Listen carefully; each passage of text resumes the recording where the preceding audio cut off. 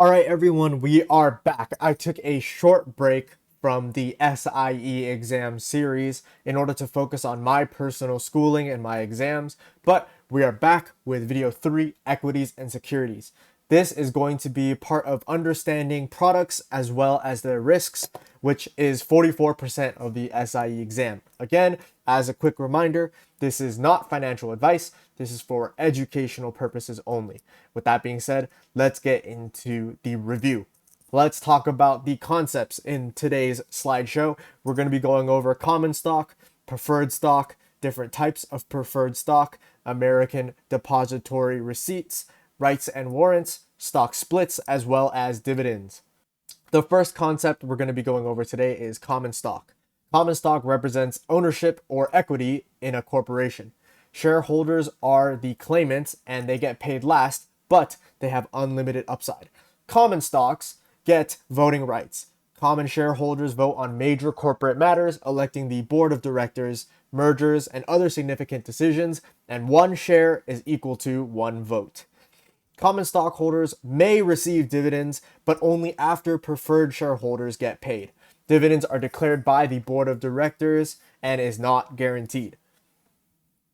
In the liquidation process, for example, Spirit Airlines, common shareholders are paid last after creditors, bondholders, as well as preferred stockholders.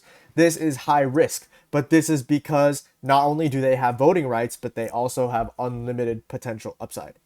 Preemptive rights. Existing shareholders may have the right to purchase new shares before the public in order to maintain their ownership percentage. This is anti-dilution protection.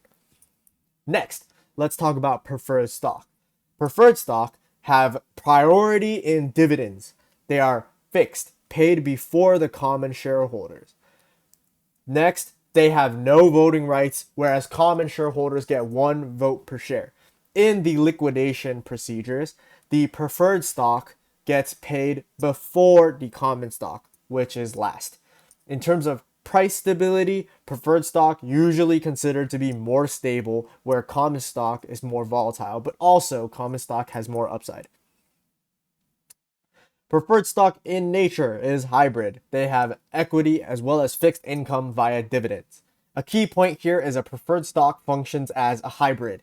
It has equity, but it actually trades more like a bond. Priority over common in dividends as well as liquidation. There are different types of preferred stock. First, let's look at cumulative preferred stock. Unpaid dividends accumulate as dividends in arrears. Before common shareholders receive any dividends at all of the previously missed dividend payments must be paid to the shareholders first. This is the most common type of preferred stock.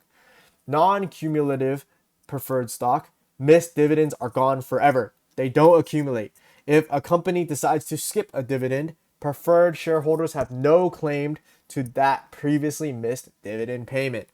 Participating preferred stocks. These holders receive their fixed dividend plus an additional profit alongside common shareholders. It's more rare, but it gives preferred holders extra upside. Convertible preferred stocks can be converted into common stock at a predetermined price ratio. This lets holders benefit if the company's stock prices rises significantly above the conversion price. Callable preferred stock. The issuer can call or redeem the shares at a set price after a certain date. This benefits the company. It can also retire the preferred when interest rates fall. The next concept, American Depository Receipts, ADRs. An ADR is a negotiable certificate issued by a U.S. bank representing shares of a foreign country. This allows U.S.-based investors to own foreign stocks without having to deal with foreign currencies or foreign exchanges. How this works is a U.S. depository bank has to purchase shares of a foreign country and holds it in custody. It then issues ADRs to U.S. investors backed by those foreign shares. ADRs trade in US dollars. Dividends are paid in US dollars, and investors have to account for currency risk. ADRs trade on US exchanges such as the NYSE or the NASDAQ or other OTCs just like regular stocks. This gives investors This gives investors easy access to foreign companies in familiar markets. Again, beyond normal equity risk, ADRs do have potential political risk, currency risk, and other foreign accounting standards. These are specifically tested on the SIE exam. Concept number 5, rights and warrants. Rights, short-term, issued to existing shareholders only, allows the new purchases of shares below the current market price. This protects shareholders from dilution and usually has a short expiration, typically 30 to 45 days, can be sold on the open market, issued during a rights offering. Next, warrants, which is more long-term, is issued to the general public or new investors. It allows the purchase of a stock at a set price, which is often attached to bonds or preferred stock as a sweetener. This has a longer expiration time, which can last years or even indefinitely. It can be traded separately, which means it's transferable, and exercise price is usually above the current market price at issue. Let's talk about stock splits. There are two types of splits, forward and reverse split. Forward split, for example, 2-for-1, means that the shares outstanding of a company increase. The price of the share will decrease proportionally. However, this is important. The market cap remains the same. The market cap remains the same. This means shares are more affordable and accessible to the general public. For example, one share at $200 becomes 2 shares at $100. This usually signals that a company is confident in their continued growth. A reverse split is the opposite. The shares outstanding decreases where the price per share increases proportionally. This usually signifies financial difficulty, and this is important to remember. Dividends.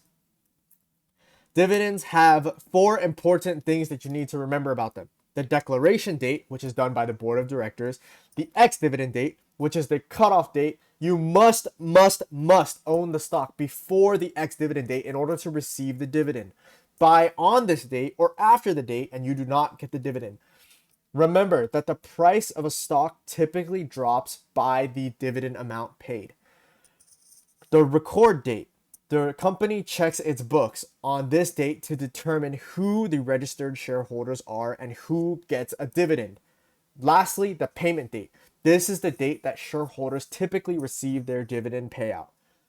What we covered today, we covered 7 things. Again, we covered common stock, preferred stock, types of preferred stock, ADRs, rights and warrants, stock splits, as well as the 4 key dividend dates. Now, as usual, we're going to be testing your knowledge using 5 questions in increasing difficulty. Answers will be provided. Question number 1. Which of the following is typically granted to common stockholders? I will give you a couple of seconds to answer this question. The answer to question 1 is going to be B. Voting on major corporate decisions, such as electing the board of directors.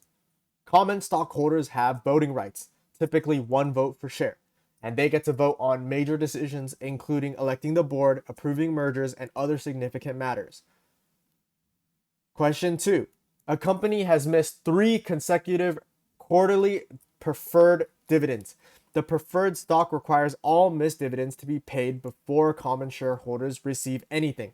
This describes what type of preferred stock. The answer to this is going to be C, cumulative preferred stock. Cumulative preferred stock accumulates dividends as dividends in arrears. These must be paid to all preferred shareholders even before common shareholders receive anything at all. Question number 3.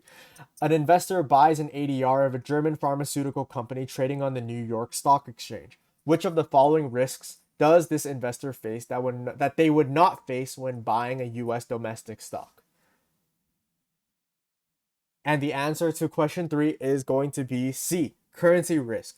This is because if you buy a foreign company, you need to do the deal in the foreign currency. Even though, yes, you're probably going to be paying U.S. currency to whatever broker, or whatever bank, or whatever exchange, there's still a political as well as a currency risk. Question number 4.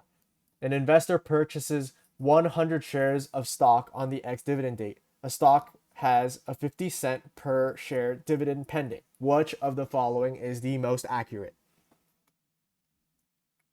The answer for question 4 is going to be C. They will not receive the dividend because they did not own the share before the ex-dividend date. In order to receive the dividend, you have to buy it before the ex-dividend date. This is important for you to remember on the SIE exam. Question number 5. A company stock trades at $90 per share with 10 million outstanding. A company announces a 3-for-2 stock split. After the split, which of the following is correct? And the answer to question 5 is going to be B. Share price becomes $60, the share outstanding becomes 15 million, and the market cap remains the same at 900 million. How'd you score? If you got a 5 out of 5, you're going to pass the SIE exam. If you got a 3 or a 4 out of 5, you have a solid foundation, but you need to review what you missed. If you got a 1 or 2 out of 5, rewatch the video and try again.